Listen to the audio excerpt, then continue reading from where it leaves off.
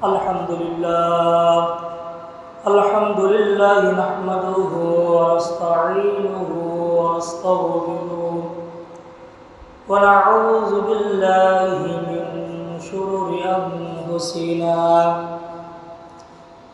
মান ইয়াহদিল্লাহু ফালা হাদিয়া লাহু ওয়া নাশহাদু আন লা ইলাহা ইল্লাল্লাহু ওয়াহদাহু লা শারীকা লাহু ونشهد أن محمدًا عبده ورسوله أما بعد فأعوذ بالله من الشيطان الرجيم بسم الله الرحمن الرحيم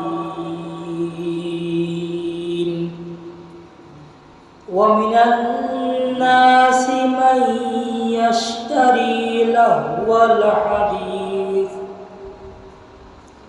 ليضل عن سبيل الله بغير علم ويتخذها هزوا أولئك لهم عذاب مهين. قال النبي صلى الله عليه وسلم من شرب الخمر لم يقبل الله له صلاة 40 صباحا.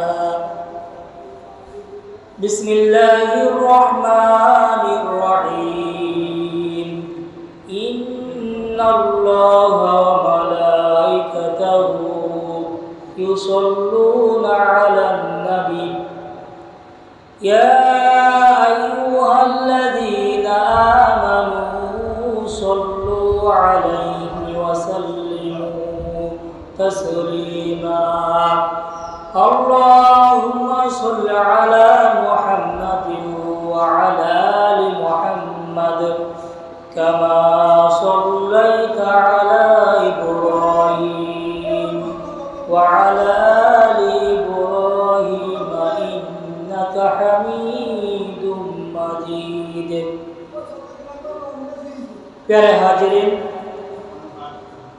আল্লাহ পাক রব্বুল আলামিন এই বর্ষার মৌসুমে আল্লাহ তাআলা আমাকে কোরআন কারীম থেকে হাদিস থেকে কিছু মূল্যবান কথা বলার তৌফিক দান করেছেন এবং আপনাদেরকে শোনার তৌফিক দান করেছেন।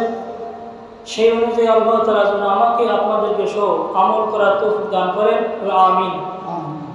আমাদের মধ্যে অনেকে আছেন দুনিয়াবি কাজে ব্যস্ত হয়ে আছেন, অনেকে আছেন কাজ থেকে ফারিগ হয়ে আল্লাহর হুকুম পালন করার জন্য, রাসূলের তরিকায় জিন্দেগি পালন করার জন্য আল্লাহ তাআলা ঘরে এসে কি করছেন?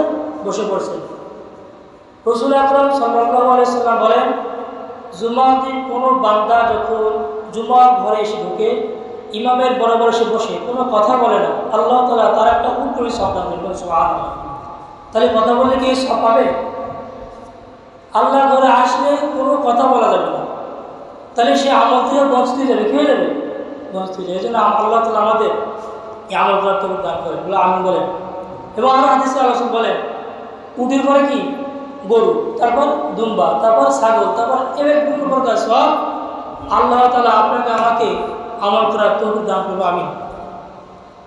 আমি যে বিষয়ে আজকে আলোচনা করতেছিলাম, বর্তমান আমাদের এই সমাজে যুবক ছেলেরা যেভাবে ধ্বংসের পথে হাঁটতেছে, যুবকেরা যেভাবে জাহান্নামের পথে হাঁটতেছে, তাদের অন্তরে আল্লাহ তাআলার ভয় নাই। কারণ হলো কি? তাদেরকে দ্বীনি ইলম শিক্ষা দেওয়া হয় নাই। আমাদের যারা মুরব্বী কিরাম আছেন, যারা বৃদ্ধ বাবারা আছেন, চাচারা আছেন, তারা কিন্তু ওই সন্তানদেরকে ভালো পথে আনবে সেই পরামর্শ দেওয়া হয় না, বুঝটুকু দেওয়া হয় না। এই জন্য আমরা বলি ও চলতে চলতে থাক, যার কাজ সে ও জানবে যে আমার কি ওরা আনন্দে যাবে, কিন্তু না, আমল থেকে আল্লাহ সাল্লাল্লাহু আলাইহি সাল্লাম হাদিস কোরআন থেকে বর্ণিত বলছেন তাকে ফেরাতে হবে, আমার সন্তানকে কী করতে ফেরাতে হবে। সেই সম্বন্ধে আমি আলোচনা করবো আজকে।